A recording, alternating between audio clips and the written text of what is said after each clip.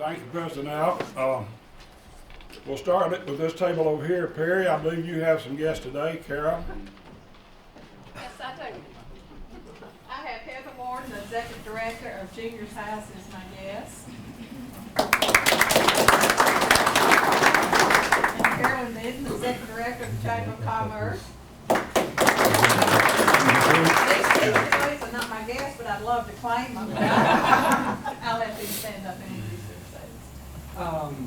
Actually, I have They're your guests.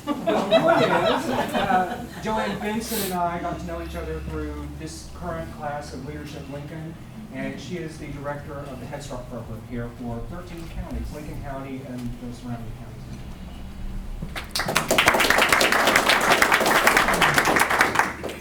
Laura? Today I have with me Ms. Regina Burden, who is our Assistant Vice President of Student Affairs at Montlow College, and Dr. Bonnie Copenhaver, who is our Provost and Vice President of Student Affairs. Well, help me welcome them both here. They're both from the main. Back table back there. Hillard, I believe you have a guest there. Yes, Mike Weatherton. Glad to have Mike today. Let's see, Jim? As my guest today, I've got Moody S. Bradley, somewhat of an entrepreneur here in Lincoln County, and also the Honorable John Ed Underwood, Jr. Fine. Thank you very much. Helen? We've got Frank Tuttle and Jim Neal, and Jim, you are here representing who? Industrial Board.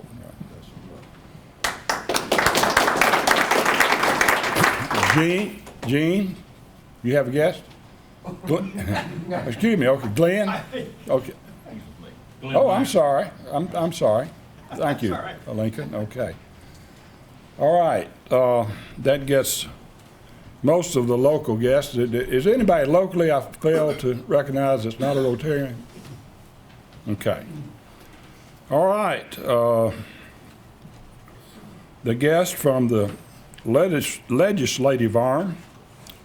And if you will, stand, and if you will, hold your applause until we get them all introduced.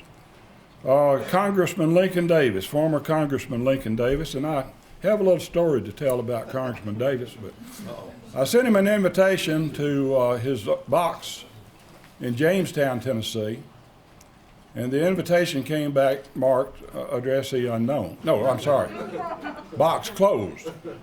So I looked on the internet for his construction company, and I found it. It's the same box in Jamestown, Tennessee. So I resubmitted it, thinking it might go through since Lincoln Davis's box was closed. His construction company may not be. Anyway, it came back, addressee unknown. So I put the invitation in another envelope, and I wrote to postmaster. I said, Postmaster, surely to goodness somebody in that area of Jamestown knows Congressman Lincoln Davis. That letter came back, said, sorry, unknown. So I finally called his home in Pall Mall, Tennessee, and Martha talked to his wife, and we got the information. He got it. And we're glad to see you here today. Very much. Jerry Cooper's here, former senator. Jerry. Congressman Scott DeJarlais. Scott, glad to have you today. Cade Cothran, Scott's aide. Senator Jim Tracy and his aide Stephanie Jarnigan. Jane Jolly, who represents Senator Corker's office, was here, but she had to leave. Her son was injured in a football practice yesterday, and she had to get him from the hospital back home tonight, but good to have her here. Senator Bill Ketron. Bill, good to have you. Senator Eric Stewart. Pat Morris, Representative Pat Morris. Really and truly, Pat says he represents Lincoln County, but truth be known, his sister Mary Ann represents Lincoln County on his behalf. Representative David Alexander. David, there you are. Okay. Representative Judd Matheny. I haven't seen Judd. Said he'd be here, but hasn't shown. Winston Gaffron from TDOT, and I believe, Winston, you cover Lincoln County as part of your territory in District Yes, sir. 3. 26 counties in Middle Tennessee. 26 counties, okay, fine, thank you. Glad to have you. Jerry Mansfield responded positively, but he isn't here today. Representative Eddie Bass. There's Eddie. Good to have you. And I want to thank Christina Barber, who is Jim Tracy's executive assistant. For the last 2 or 3 years, Christina has handled the RSVPs for us and done an excellent job. And Jim, we have a basket for her. If you would see that she gets it, we'd appreciate it. I actually work for her. Yeah, and Jerry did too for a number of years. I'm excellent. And yeah. Christina said she called Jerry and says, I told him to be there, so thanks for being here, Jerry. Okay, as we have done in the past, and before I forget it, to all of our guests whose names were called, we have a gift basket over here for you and a fresh vegetable basket from Monk's Produce out south of Park City. And each name is on a basket, so if you will come by and get it as you leave, we'd appreciate it and take it home with you. And I want to thank Lucy Carter and the Elk Valley Times for the gift baskets today. Lucy, really appreciate it.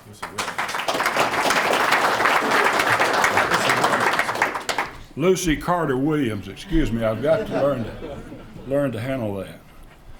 And the format that we've had in the past, we wanted to change this year, but none of the board of directors wanted to change it. They seemed to be satisfied with what we have been doing, and that suited me fine. But there's been a lot going on in the legislature this year, in tort reform, voter identification, redistricting, which is, I think, underway or maybe underway soon, Bill. Is that right? All right. Coming up, I think, if it hadn't already, a popular election of state's top judges is a question. Bills are pending for election of Supreme Court and intermediate judges. And the lottery is drawing a lot of attention. So a few issues there that we would like to know more about, and maybe you have some issues that we haven't raised. And we'll just start here with Eric, since he's right at the front and center. And Eric was a former Rotarian here for a while until he moved back to Franklin County. It's good to have you back anytime, Eric. Anything you'd like to address? You've never been lost for words, so. Well, I'm going to be today, but I just really want to say thank you for having us. It's good, although Franklin County is home, it's good to be back at my second home, as many of you here know. That it's good to see a lot of friendly faces and a lot of good friends. It's really good to be back. So I'll answer any questions, but I know y'all's elected representatives are here, and I'm going to let them address the issues as y'all want to ask them. That's one easy way I get to get out of answering those questions. I'm put them on the spot. But it's good to be here, and I appreciate the opportunity. Thank you. Thank you very much. And you really somewhat addressed an issue for Lincoln County, Franklin County, Bedford County, in that, and the reason we invited the surrounding county representatives was because it's nothing this day and time to drive 30 miles to work. And it's certainly nothing for Lincoln County to drive 30 miles to work, but I believe, I read the other day, 39% of Lincoln County's employed population leave town every day to go to another county to work, primarily Huntsville, Alabama. And that's a big number, and we have one of the lowest unemployment rates in the state, but that's partly because why we do is because people leaving county to find other work. But thank you, Eric, and I see Senator Ketron sitting there, and he does representative, so maybe he's a little more on the hot spot than you were, Eric. Thank you, Eric, for that segue. Thank you, Dick. Thanks for lunch, and thank you for the basket I guess we're going to take home. It was good last year. I know by the time I got back to the office, it just disappeared, and I didn't have anything to take home. Probably in the 9 years I've been serving as your senator from Lincoln County, this was probably the fastest process. And we did more heavy lifting in the 9 years that I've represented you, from bills like tort reform, tenure reform, collective bargaining for the teachers, material support for homegrown terrorism. Tort reform folks, was huge. We haven't seen the effects of that yet, but I'm talking about that will be huge for bringing jobs into our city. It really will. As when Texas passed it a few years ago, they have 14,000 docs, congressmen, that moved in, and average doctor has 2 to 2.5 employees, and then everybody fans out from there. But photo ID, methamphetamine. We started out $1.4 billion in the hole, and we did it in record time. We came home before, I don't know, Lincoln, if you ever did it, or Jerry, when you were there, but we came home before Memorial Day. You may have done it at some point in time, but we came home before Memorial Day, and did a record time, and it was exciting just to be a part of that. I guess it makes a difference when you control both houses, if you don't stay and argue as much, and we found that common thread. That was exciting for us too. Yeah, I'm sure it was. But we had It was fun to watch. Anyway, it was. Even where we were sitting. But it's been a pleasure representing Lincoln County, and look forward to another year. Thank you. Thanks, Dave. Thank you, Senator. I don't know how many bills were introduced this past year, but Governor Haslam says he doesn't want that many presented this next year. Governor Haslam was here a couple of weeks ago, July the 14th to be exact, and Chancellor Jimmy Cheek, excuse me, I had a brain drain there for a minute. Jimmy Cheek was here, and both wrote letters thanking Rotary for hosting them, and I'm sorry I didn't bring those letters today. Jerry Cooper, your turn. It's good to be here.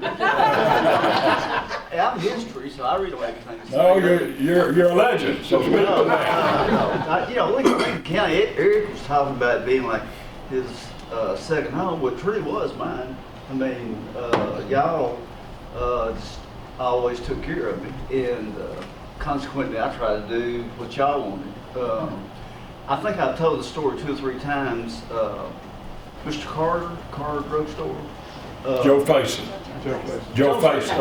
Okay. But anyway, he wasn't for me, and I walked in there campaigning, and he said he was for the other gentleman, which I would have been too. And he said, somehow, if you ever was to get elected, I appreciate if you build a road from here to the interstate. And so he said, I'm not going to vote for you. But that kind of stuck in my head. I ended up getting 70% of the vote, and I was telling Senator Casper and Senator Tracy a while ago, one year I actually got more votes than Ned, the government reporter did.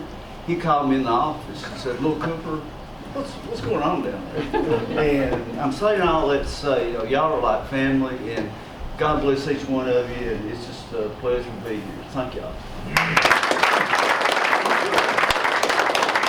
Thank you, Jerry. We always appreciate your service to Lincoln County. Let's see, Eddie Bass is back there among the troops. Eddie, representing Giles County, and what other county? Marshall County. Marshall County, right. Bill and I share Marshall County. Eric, thank you for that out. Step over so the camera. Oh, okay.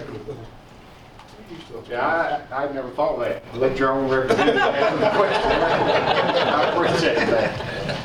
But I do, I know a world of people over here. Probably know as many people over here as I do in the other county I represent, which is Marshall. And I think the world of everybody over here. But y'all do know the reason so many legislators are here, don't you? They're afraid y'all will quit hamburger day on the hill. But we do enjoy that. But unless anybody has any questions, I'll sit down. Anything I can do for you, let me know. I know this is not my county per se that I represent, but I do think the world of everybody over here. I'm there for you, so if there's any questions, I'll sit down and just give me a call if you need. Thank you.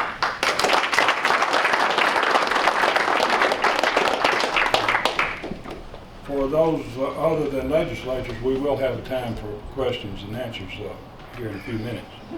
Winston, can you tell us a little bit about our highway projects here in Lincoln County? Well, first of all, I'm also glad to be here, and I think this is about my 4th trip here, and enjoy coming every year. We've got a lot going on in the region. One thing we have completed is I-64 widening from I-65 to I-24. Just completed that last year. We've got some more work in Wayne County to do, to widen going west of I-65. The big project in Middle Tennessee that we're working hard on is 840, which that will affect people if they go to Nashville and try going west. And we should have it completed by the end of next year.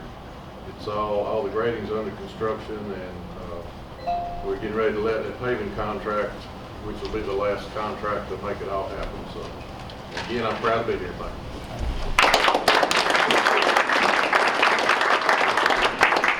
Winston, when 840 is completed, where will it tie into? What county? West?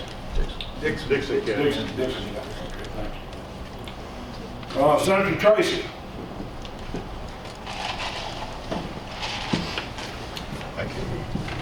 Thank you, Dick. Thank you all again for inviting us. I think this is my 3rd or 4th time to come. Lincoln County is a special place. I know Pat grew up here, and he knows everybody in Lincoln County. And I ran here one time in 02, and Mike and Peggy, we got the county mayor and the city mayor, John Ed, and Mayor Bevels from the county, and she's here first thing out after knee replacement, so we're glad to have her out.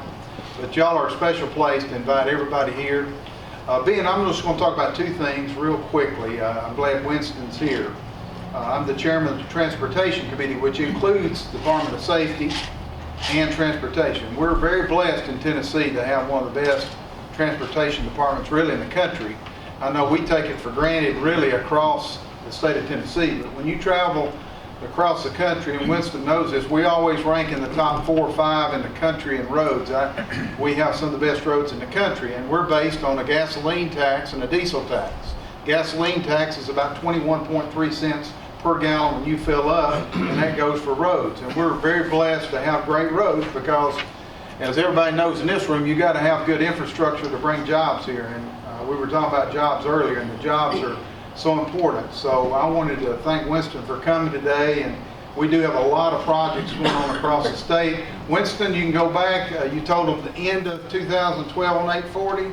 I'm telling everybody I speak to December of 2012. That's it. And I plan on being there when they cut the ribbon because we've been involved. But December of 2012. We're going to make it December 12th of 2012 at 12:12. That's the plan, and that's going to take a lot of traffic off the road. So I'm looking forward to that. That'll be a great step. Let's talk one more thing about Department of Safety. I met with the Commissioner Friday, Department of Safety. We are really doing, Governor Haslam and his staff is trying to streamline the Department of Safety. We have great state troopers that do a great job across the state of Tennessee, but also at the driver's license testing centers. And one of the things that we get complaints about all the time in my office about the time it takes. Well, Commissioner Gibbons and I met on Friday, and their plan is to come out with a streamlined, more efficient driver's license testing centers where people can go in and get out quicker.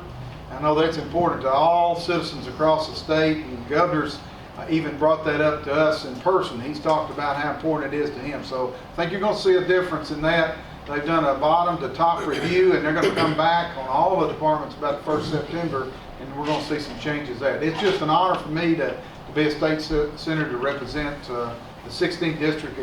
I really enjoy coming to Lincoln County. I always look forward. Y'all have some of the best food in the state. Thank you very much. Oh, by the way, Dick, I want to tell Jerry, I have been in that back room of Carter's drugstore, and drank coffee. And you remember, they didn't let you in, I'm sorry. We didn't drink coffee.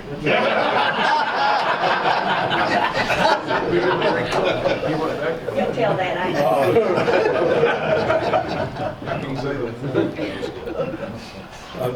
Representative Alexander, I wasn't overlooking you, but if you would come up, please. Briefly, all these other heavyweights here. David Alexander, represent the bottom third of Lincoln County, and it has been an honor to do that. This is my very first term in office, and it's really my first term as a public servant. I have learned to be careful about what you say and really about what you do, but the biggest thing I've learned is that to learn to work with people like Pat Marsh, Bill Kettering, Jim Tracy, Eric Stewart. I've learned to work with them, and because our purpose is to do whatever is best for y'all, regardless of anything else. And so that's why I'm there, and if I can do anything to help you, let me know. Thank y'all very much.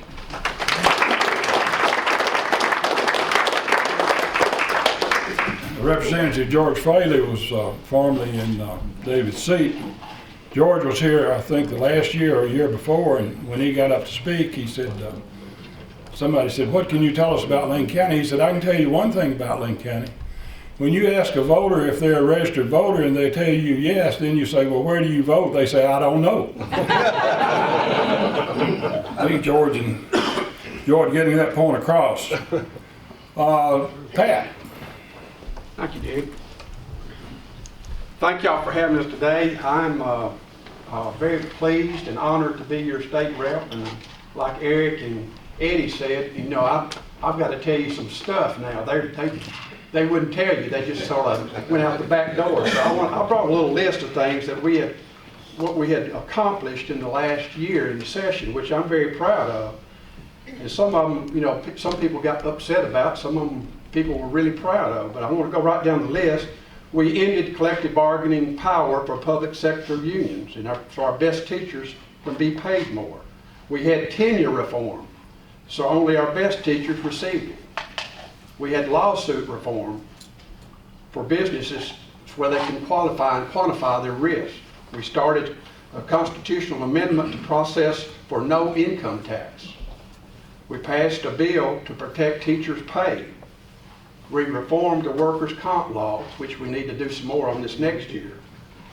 We passed legislation ensuring Amazon that they could come to Tennessee without any sales tax, which has been in the limelight and going to be brought back up again.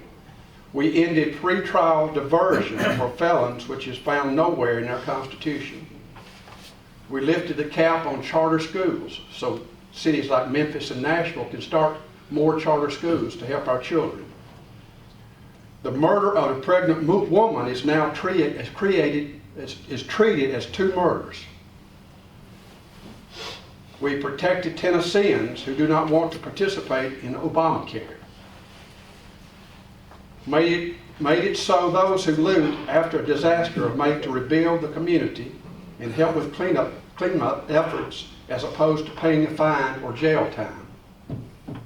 We brought Tennessee in line with the federal law with regards to corporate contributions. We ensured integrity at the ballot box by making sure Tennesseans who vote show up with a valid photo ID. We got rid of a lot of duplicate committees and saving Tennessee taxpayers nearly $1 million, and we ended 5 weeks early, saving $450,000. So it was a great year. It was a great time to be up there. I saw a lot of action. Some of it was fun, some of it was not so fun. I also got a few figures before I came in this morning. The tax revenue for the year just ending in end of June was right at $10 billion. Now this year was $10.5 billion. Last year it was $10 billion. So we gained $500 million in tax revenue in the last year, which was a great year for us in Tennessee. Our sales tax alone went up almost $300 million. So things are turning around in Tennessee, even though if you watch TV and you listen to the news today, it sounds like we're going to hell in a handbasket, which I think that we really got to look at the positives. And in my business, in the trucking business in Shelbyville, June we had a record month, and we're going to have another record month in August. So things aren't as bleak as they look like. We've got to keep our heads up, and we've got to do like all Americans. We've got to be like Americans. I was talking with David Alexander this morning, and you know, I'm a Republican, he's a Republican, we got Democrats in here. but we're all Americans, and we've got to start acting like Americans and doing things that make America better and taking care of Americans, not Republicans and Democrats. And I think that's going to be hard for them to get done in Washington. And I feel so sorry for you, Dr. Scott. I'm glad it's you instead of me up there. I want to tell you another few facts here. In our current revenue and expenses in Tennessee, sales tax accounts for 54% of our revenue. F&E is 13%, and the gas and fuel tax is 7%. What it goes for, what we spend our money for, 42% is for education. Human services and health, social services, 29%. Transportation is 7%. Cities and counties are 7%. Law enforcement, safety, and corrections are 9%. So in the state of Tennessee, we do have a balanced budget. We cut out $1 billion this last year out of our budget from the year before, and I think that's the only way to go. If you have to spend only what you take in, then that's all we can do here, and we've got to learn that in Washington. I really appreciate you electing me to be your rep, and I guess I'm going to do it another time. Thank you very much.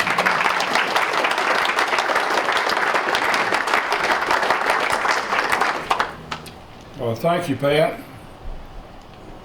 Congressman Lincoln Davis. Again, glad to have you today. Thanks. What he didn't follow up and say is that the postmaster actually wrote you a letter saying, I have no idea who Lincoln Davis is. I'm thinking, I had an office right across the street from him. How quick you're forgotten. It's great to be here. Let me tell you some things I'm doing.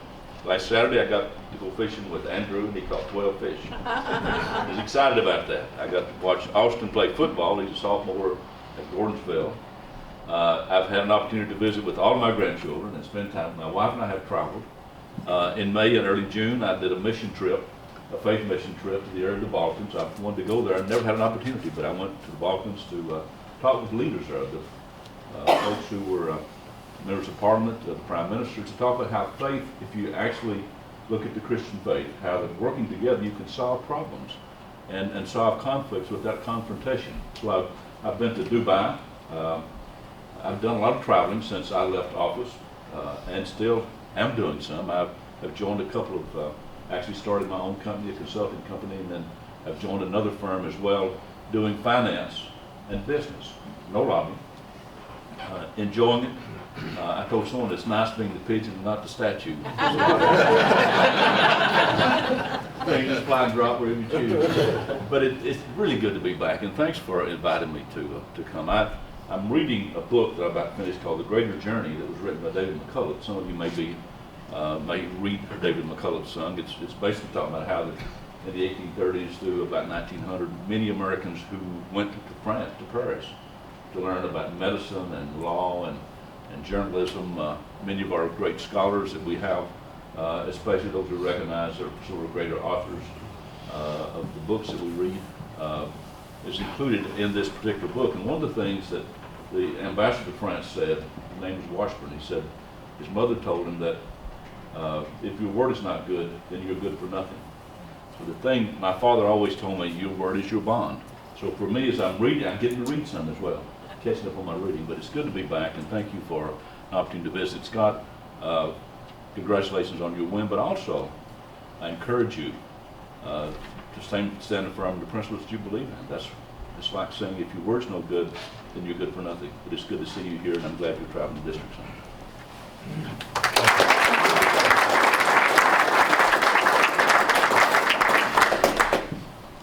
Thank you, Congressman. As the last campaign unfolded, I watched Congressman Davis and Congressman Desjardins with their campaigns. At times it got heated. That's political warfare, all to be understood. But the minute Scott walked into this room today, Lincoln marched right up to him, shook hands, said, "How you doing, Scott? How's it going for you there?" So war and politics go hand in hand, but friendship afterwards is often very obvious. We saved the biggest for the last. Congressman Scott Desjardins, would you come up, please? And I think Lincoln Countyans have finally learned maybe to pronounce that name and say that name. Are we close? It's getting close. All right. Well, thank you all. It's certainly my pleasure to be here, and thank you for the kind words. And when we were getting oriented in Congress, one of the common themes that several of the senior members would say is that there's no greater free fall than from congressman to ex-congressman. As you share the story about Lincoln trying to track him down for his mail, it makes me realize that must be true. So, but the point of that was, don't forget your friends and don't forget your family. And certainly anybody who's serving understands that without good family support, you just don't get anywhere. Without good friends, you don't get anywhere. And those people are there for life. So, those are really the folks that you need to thank and be appreciative of. And certainly this has been a great opportunity, a great learning experience.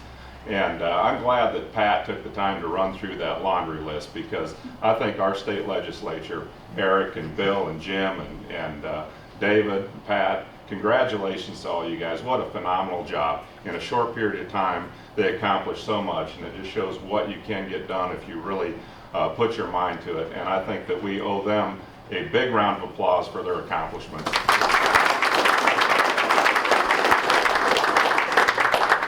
And you may remember during the campaign, I was not much of a speech giver. I'm still not.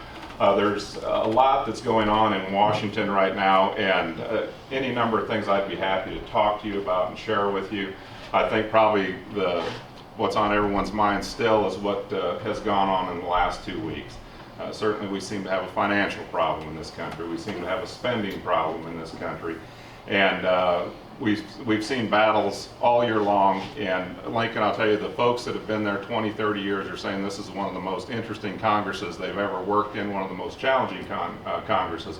I have nothing to compare it to, so I don't know, but I would agree it's been challenging and it's certainly been interesting. We've been operating under a continuing resolution, as you know, for approximately 2 years now. We have a budget that's going to come due here at the end of September.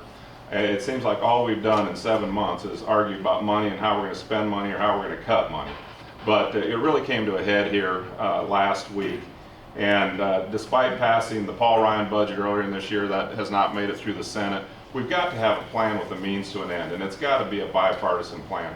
I mean, Eric's sitting in here in Lincoln in a room of Republicans and Democrats, and when you get together and you talk, you're very much alike.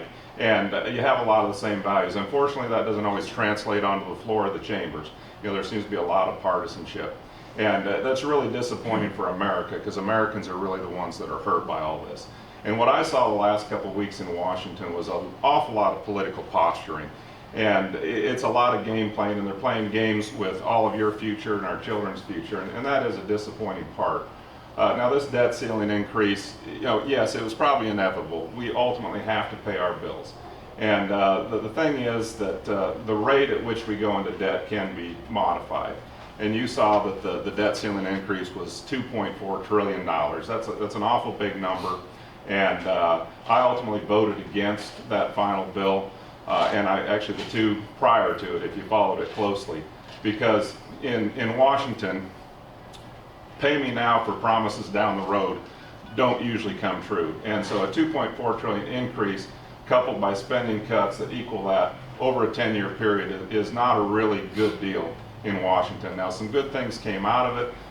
The vote that's going to come up between October and December on a balanced budget amendment like you have in the state of Tennessee and so many other states have, that's critical moving forward to getting our fiscal house back in order. And the likelihood of that passing and making it through and becoming law is maybe not that great, but it's the first time in 15 years that representatives of both parties are going to have to go on record and show where they stand on a balanced budget. So that was a good thing that came out of this. But we still have huge problems moving forward. We've got to cut spending. In 2007, the deficit was $170 billion. In 2008, it went up to $800 billion. We had stimulus in 2009, taking the deficit beyond $1 trillion. We had TARP 2 and GM bailout in 10, again, $1 trillion deficits. And now in 11-12, we still have $1 trillion deficits, but we don't have stimulus, we don't have TARP, we don't have bailouts. The bar has been set so high that it's really hard to bring it back even to 2008 levels, and it's just simply going to have to be done moving forward. So without getting into a big economic speech, which I almost already have, we have got to function in Washington much like we did in Tennessee. And Tennessee is a great place for Washington to look to for advice and guidance, because in your homes and your businesses, you have a set amount of money. You sit down at the kitchen table or in your office and you have to make ends meet. We don't do that in Washington, and that's simply got to change, and it's going to have to be a bipartisan effort. I think moving forward, we've got to find a way to work together in a better fashion. So I'll just kind of leave it at that on the budget, and I don't know what the format was for questions, but thank you for the great launch. Thank you for including me in this event, and thank you for giving me the opportunity to serve.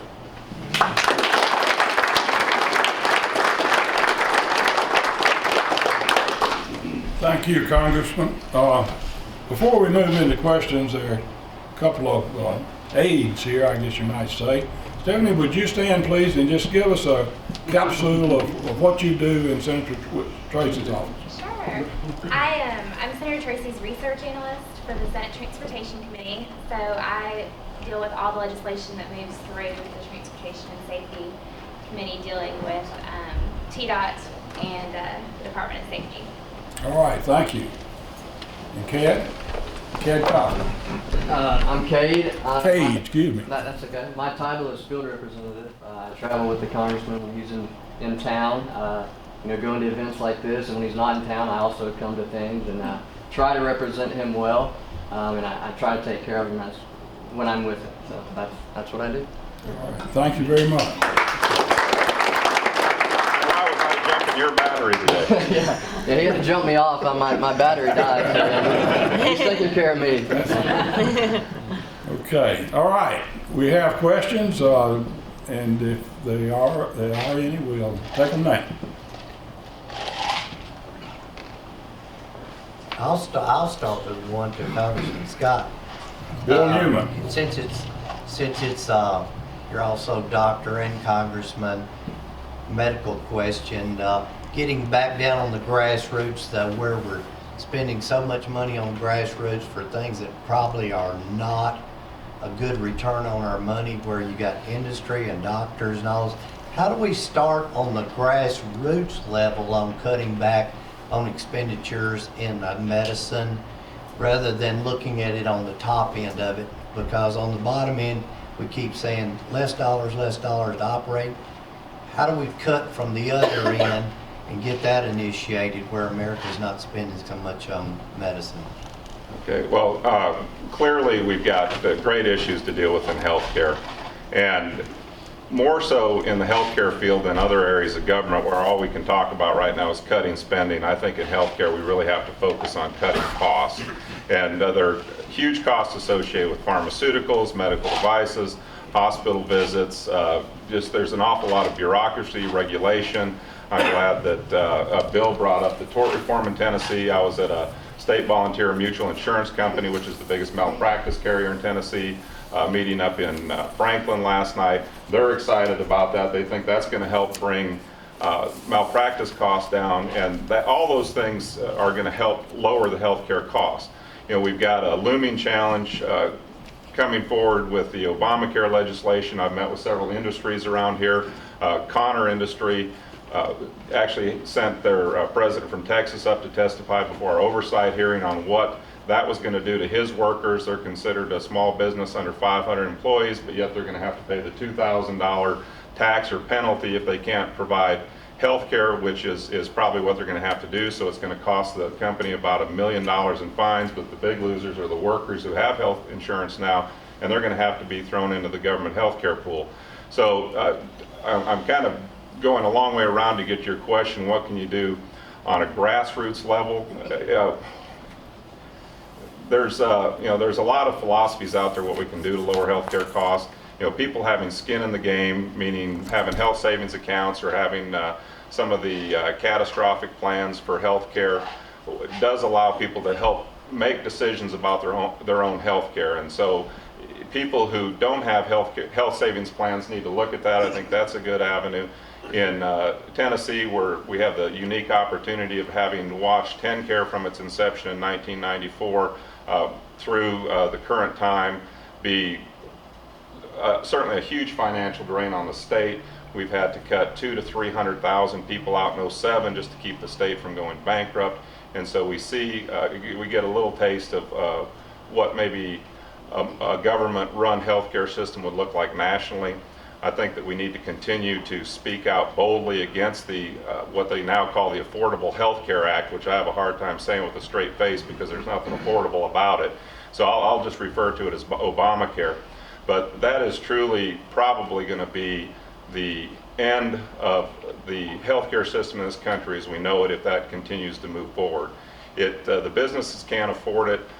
It was one of those bills that was passed, and you remember Nancy Pelosi's famous words, we need to pass this bill so we can see what's in it. Well, we're not finding much in it that we like. And it's not without a few benefits, but what it's going to do to business is going to basically prevent them from providing health care for up to, different estimates, up to 100 million individuals. They're going to be thrown into this government health care pool. And I think that that's, as I even said on the campaign, is a funnel into socialized medicine.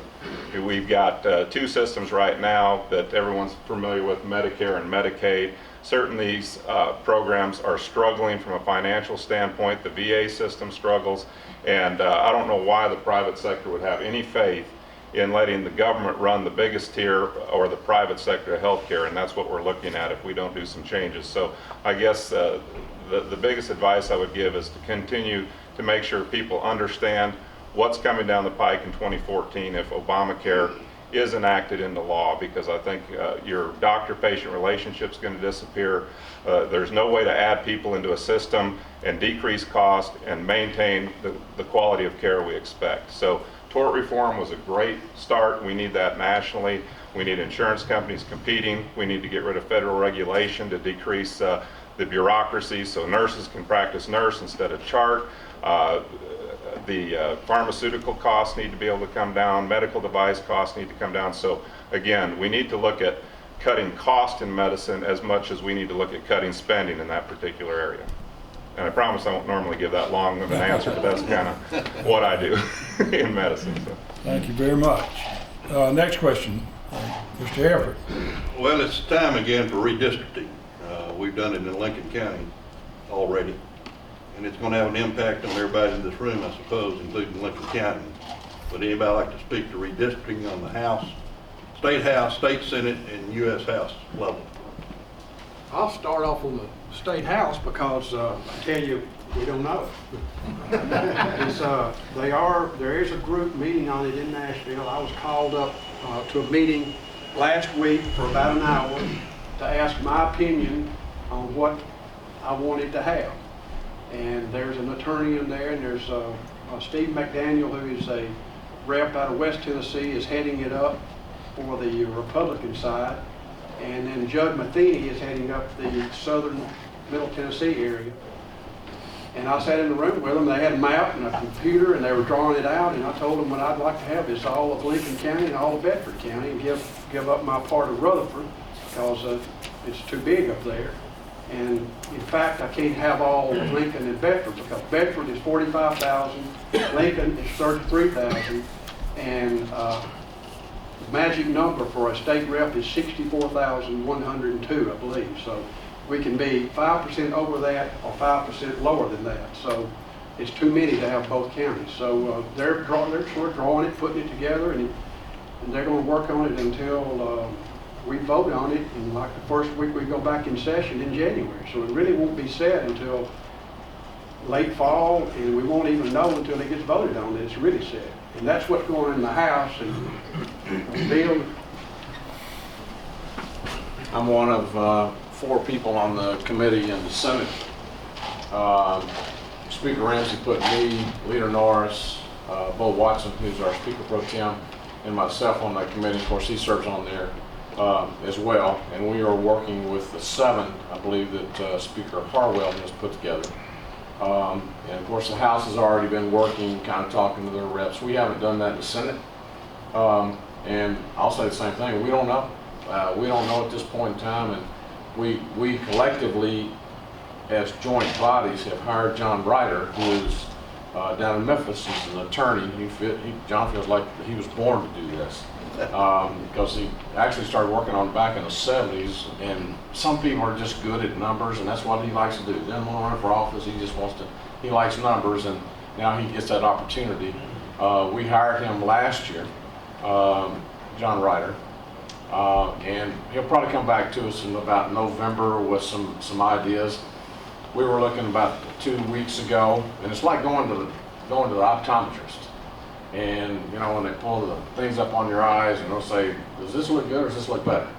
And that's what you're looking at when you start over in Bristol and you're going for every district across the state. You're just totally confused by the time you get to the end of it. And on the congressional district, we have no idea on that as well. You know, we know right now, I've got in my Senate district, I'm 37.9, I think, over. I'll probably end up, 45. Yeah. I'm 45. Yeah, Jim's 45 over. I think Jack Johnson's probably 50 got, yeah, about 50 over. So we've got to rearrange mainly in Middle Tennessee. I hate to say this, but I'm probably going to lose Lincoln County. Because of that, I'll probably lose most of Marshall, a lot of Murray County, because Rutherford County itself, every senator right now represents about 172, and that's what it was set back in 2002 after the last 10-year census. Now we're going to be moving to 191.5 in that area, so that's what we'll represent. Rutherford County's got 235,000 people, so still it's too large for one in Rutherford County. We know that West Tennessee has lost a lot of the numbers. Folks like Jim Cowell, who's been there forever in the Senate, he's probably going to, he'll be. You can go ahead. I won't talk about it. Well, no, I said yesterday in the National Post, they called and asked me, the National City paper, and I said Jim Cowell will probably lose his district. It'll be rolled into Senator Tate and Senator Marrero's district because they're just going to lose. We have in West Tennessee 4 new freshmen, Pat, Republican freshmen, and there's only enough room for 3 now. But Rutherford County's going to pick up a brand new seat, so it's just all over the board at this point, and we won't know. And the unfortunate part is, when we do vote on it, we'll only have about 3 weeks to kind of look at it, but then it'll be a very short window before we vote on it, and then it's off to the races, and the elections are in fall. You know, so it'll be a very short window. Bill? Yes, sir. To make things fair, like for Pat's district, instead of cutting off part of Lincoln County to give, say, Dave, why don't they cut off part of Bedford County since they have more people to make it a more fair election? I'll let Pat make that. I'm not getting involved in the House. So I'm not going to do the House. Okay. Hillard, I guess, you know, that's what people in Lincoln County want, but people in Bedford County don't want that. And so I'm just sort of caught in the middle. I'm just like, I'll do whatever you want me to do, basically. I don't want any more than those 2 counties, and that would be fine with me if we could do that. But I think there's a rule that there's a number of counties that have to remain whole. And there's some rule like that. There's certain counties that you cannot split up. Now, I don't know which ones they are. I sort of assumed Bedford County was one of those because it's been together for a long time, but I'm really not sure. This is all really new to me, this redistricting, and it's very, very confusing. And what they told me in Nashville, that they're going to pull from west and east because middle is growing so much, then they're having to pull away from Memphis and some of these other areas because we've just got so much density here in Middle Tennessee. We're having to just take some of their region over in our area. And they're losing because they're losing in population. I know there's a lot of people in Lincoln, that's all they tell me. And Hereford's one of them. And Dexter Sullivan, keep Lincoln together. And I'm like, yes, sir. Well, it's biblical in proportion. We have not had we have not been whole since over 40 years ago. And it's time for Lincoln County to become whole. Enough said. Well, I understand, but I want to tell you, even though I'm from Bedford County, I am a Lincoln County. I'm going to vote for everything I can to help Lincoln County. You know that. Good man. Next question. I have one. It looks as if the lottery situation is going to come up this next session. Is that going to be as tough as it seems like it's going to be? The state's after-school programs are funded with unclaimed lottery prize money. The main options to bring the scholarship program into balance are reduce the size of the awards, make the scholarships harder to earn or keep, don't give scholarships to the wealthy. Someone want to address that?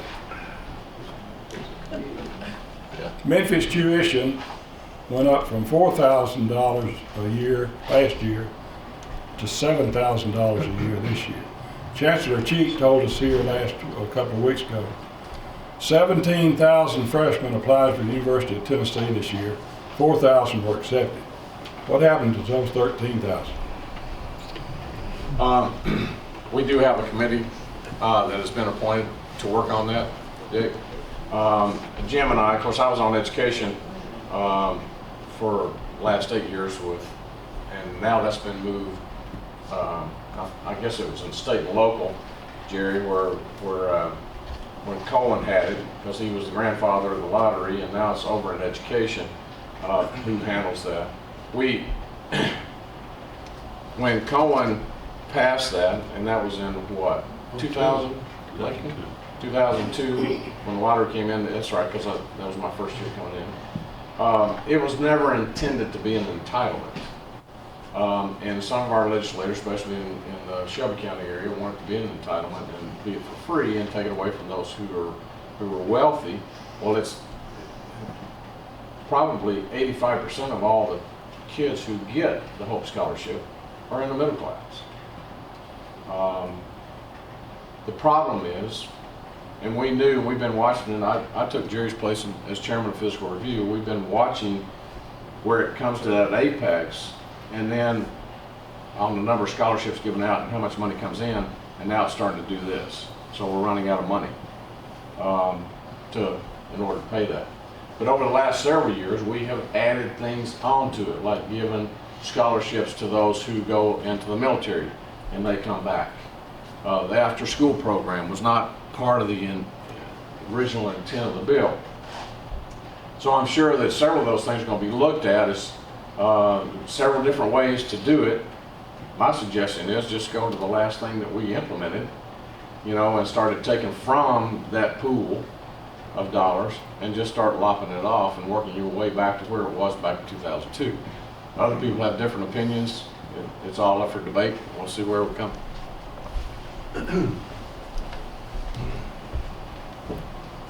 Other? Congressman Davis, I'm going to call on you one more time, if you will, to come up and kind of pull things together for us between the U.S. side, the state side, the local side. Have you seen it for so many years? And let you have the final word. And since I guess the reason I'm doing that, you have the grayest head of hair here. Could I just talk about my grandkids again? I think first of all, not being in Washington is kind of a blessing, and you can probably agree with that. Scott Desjardins is the way that we say it in Pickett County and in Ventures County. I think we probably are going through some of the most difficult times in our history. We've had others. Obviously, the Civil War was one of the worst times that we've had in our country. The War for Independence was a rough time for those who lived in the country.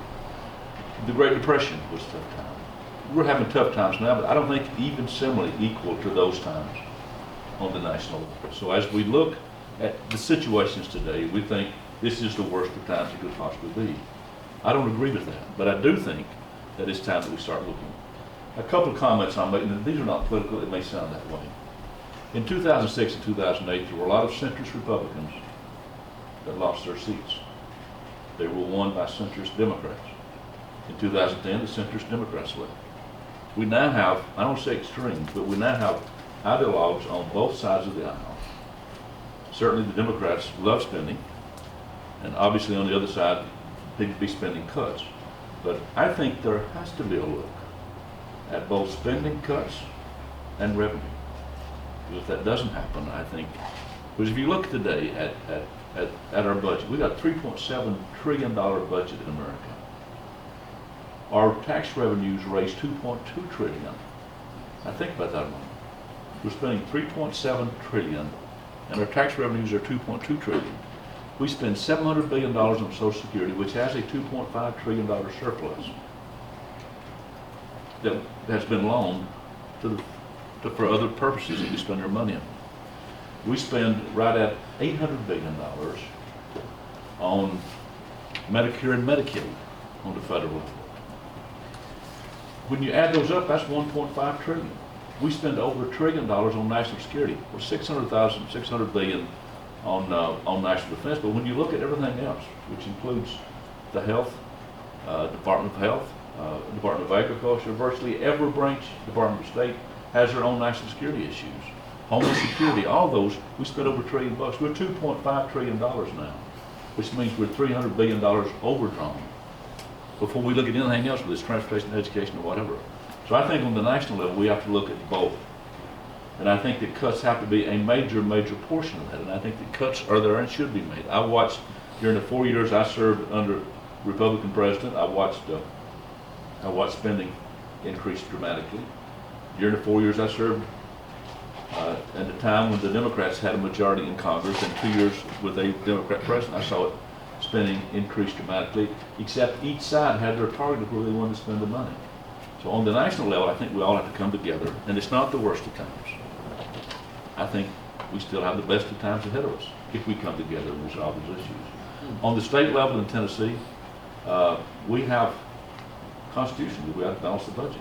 I think on the national level, one of the things they're talking about is putting a cap of spending. Is something we should do. I think we should. I think pay as you cut taxes, you could cut spending. I'm sorry, am I getting too political? I'm answering your question. If we increase spending, then we ought to increase taxes. If we decrease spending, if we decrease revenue, then we ought to cut spending. That's what has got us where we are today. Is that we haven't been good stewards, and pay as you go, I think, has to be a part of that. I know that during the Clinton era, we had 800,000 less employees. Gore was charged with actually downsizing government. We shut a lot of programs out. I used to work with the Farmers Home Administration. That doesn't exist today, folks.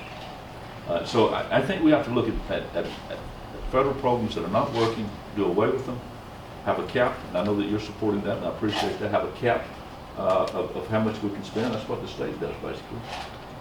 And then be sure we have pay-as-you-go policies. On the local level, it'll be tough on you. You're going to start seeing local tax rates go up because you're getting less and less from the state and from the federal level. And you may be seeing that now. So I think those are some things that we've got to look for in the future. Moving it down to the local level, I think, is probably more important than it being top heavy. Somebody gets some of that money at the time and moves down a little bit. And I don't mean to be, I hope I haven't been politically hurting anyone's feelings, but it's good to be here. You've been kind to me. This Rotary Club is one that I came down about 2 years ago, and one of my friends said, they're after you today. So I came and I spoke, and we had a good conversation, and I was treated just like it was a king when I left. So Lincoln County, I guess because the name Lincoln Davis has always been one of my favorite places to be. Thank you all.